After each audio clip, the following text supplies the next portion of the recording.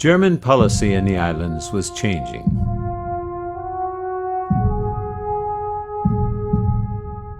The colonial administration was impatient with the slow pace of development, especially in the Eastern Carolines. In 1908, Georg Fritz, the newly appointed governor of Pohnpei, limited the number of chiefly feasts and imposed a tax on all Pohnpeian males to be paid in labor.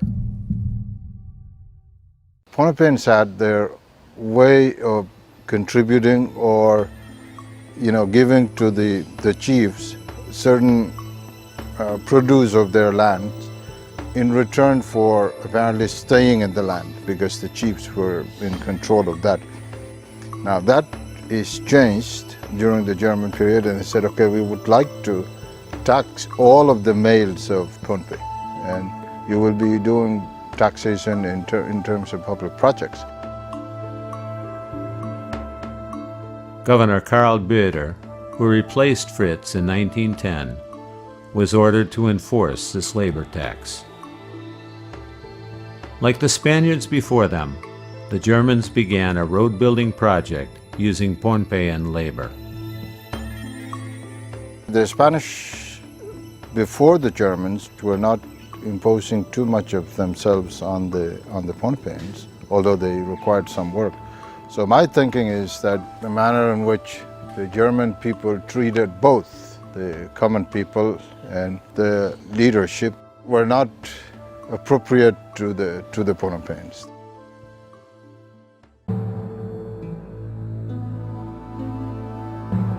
Feelings among Sokehs people ran high when they were put to work building a road around their own island as part of the labor tax.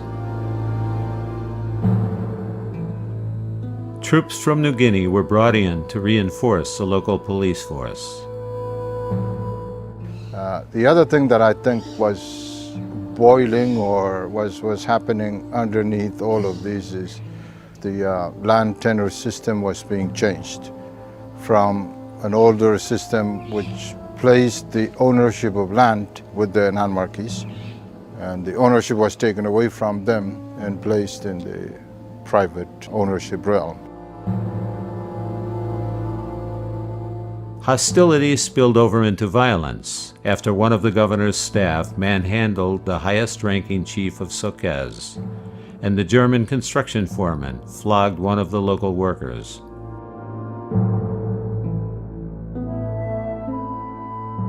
For the people of Sokehs, this was the last straw.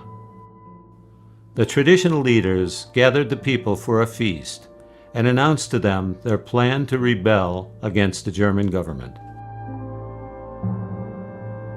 Well, during the feast, Somatao and Sokehs indicated to the people of Sokehs that the following day there will be no work on the construction of the road.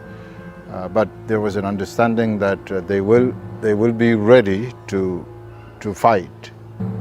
And so when the German project manager got there in the morning, there was nobody at the work site, not a single soul. So he started ringing a bell to call them in. When the people showed up, they showed up well anointed. Their bodies were well anointed, and they wore grass skirts. And they carried machetes that were not normally used for that kind of work. And so just looking at them gave the German project manager the idea that they were going to do something that day. The project managers hid themselves in a German church and attempted to send a letter to the governor warning of a possible attack. But the leaders of the rebellion intercepted this message. So on the same day, through some other means, the governor learned of what was happening. So he took a number of soldiers, I think, and head on down to Sokehs. He wanted to see the people who were congregating there. But before he could get there, he was jumped on the road. And actually, it was not the Somatao and Sokehs who killed him. It was his brother, younger brother. His name was Liberer. And he jumped out and shot the governor. Also killed was a project manager. The rebellion had begun.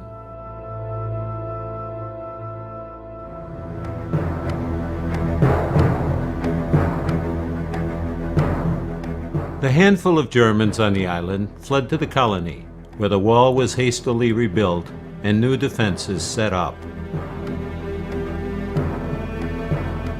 The Germans summoned help from other parts of the island. Net, U, and Medellin responded immediately. Kitchi sent forces a few days later. The task of guarding the colony fell to these allies of the Germans. By early January 1911, 5 German warships had anchored off Pohnpei. The ships, which brought additional troops and artillery, cordoned off Sokehs Island.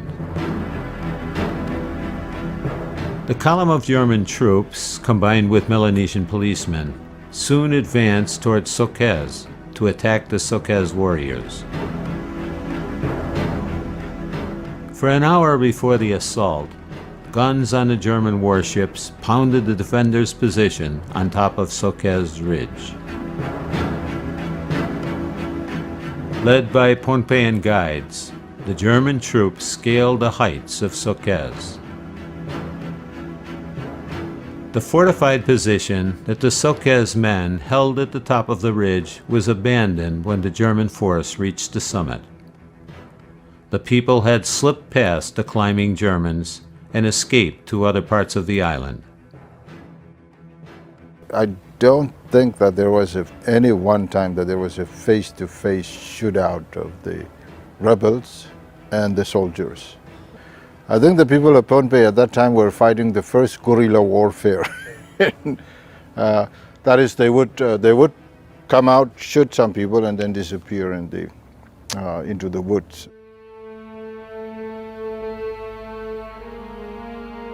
During the next several days, the German troops scoured Palikir and the rest of Sokehs for defenders. By the end of their sweep, they rounded up 250 Sokehs people, a little more than half the total population. Those people who were members of the Punpanmai group were the ones who persisted. They wanted to carry on. They know they cannot win. So what happened was that they were trying to recruit people who will fight with them by visiting all of the members of their clan around Pohnpei. But I think the event occurred so quickly that it didn't take enough time for Somadao and Sokehs to get the loyalty of the people of Pohnpei, even with his clans, because he couldn't move fast enough from one place to another to really gather the good support. With the German troops doggedly pursuing them around the island, Pohnpeian warriors began surrendering. The Sokehs warriors had avenged themselves and no longer had the heart for battle. Chief Samuel, one of the main leaders of the Sokehs party, was captured by the Germans.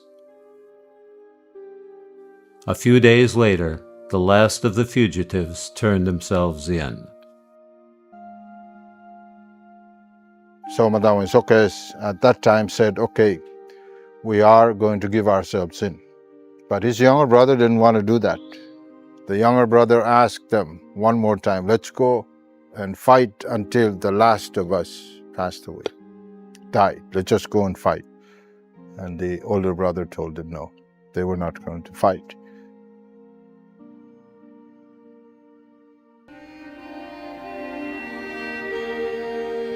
After a summary trial, the Germans sentenced 17 men, including Leperin and Somatau, to be executed by firing squad. I think there is a large hole that was dug, and they put up stakes or woods where they will be tied to and then shot. So This young man walked in there, looked down, and he said, you know, there's a lot of water in our grave. So, I mean, just by observation that there is water in there at the time of your execution is something that indicates to the Pohnpeians that this guy, you know, he accepts his fate with comfort and with good spirits.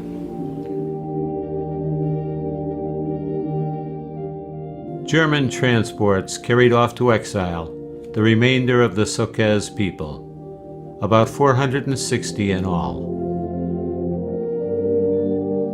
The empty land in Sokehs was soon settled by relocated outer islanders. The exiles were brought to Yap for a few months and then to Palau, which was to become their home. There they lived in Imalik until the end of German rule, just 3 years later.